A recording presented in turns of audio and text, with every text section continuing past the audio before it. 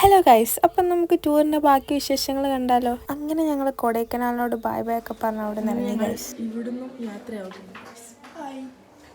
എൻ്റെ ഔട്ട്ഫിറ്റ് എങ്ങനെയുണ്ട് ഗായ്സ്, എല്ലാവരും കമൻറ്റ് ചെയ്യണേ. അങ്ങനെ ഞങ്ങൾ ബാഗൊക്കെ എടുത്ത് നേരെ പോകുന്നത് ഇനി മറയൂരോട്ടാണ്.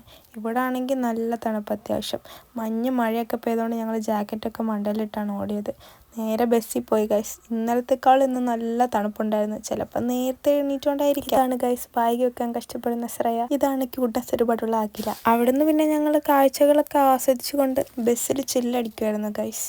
ഇവിടെ എല്ലാവരും കൂടി ചീട്ട് കളിക്കുന്നത് പഠിക്കുകയും പഠിപ്പിക്കുകയും ചെയ്യുകയായിരുന്നു. അപ്പോഴേക്കും ബ്രേക്ക്ഫാസ്റ്റ് കഴിക്കാനുള്ള സ്ഥലം എത്തി. ഞങ്ങളങ്ങനെ എല്ലാവരും കൂടി നേരെ ബ്രേക്ക്ഫാസ്റ്റ് ഒക്കെ കഴിക്കാൻ വേണ്ടി പോയി. അവിടെ നിന്ന് ഞാൻ പൂരിയും കടലക്കറിയായിരുന്നു കഴിച്ചിട്ടുണ്ടായിരുന്നേ. അങ്ങനെ ഫുഡൊക്കെ കഴിച്ച് ഞങ്ങൾ വീണ്ടും യാത്ര തുടങ്ങി ഗൈസ്. ഇവിടുന്ന് കുറച്ചും കൂടി ഉണ്ട് മറയൂരോട്ട്. അങ്ങനെ മറയൂരോട്ട് പോകുന്ന വഴിയാണ് ഗൈസ് ഇത്.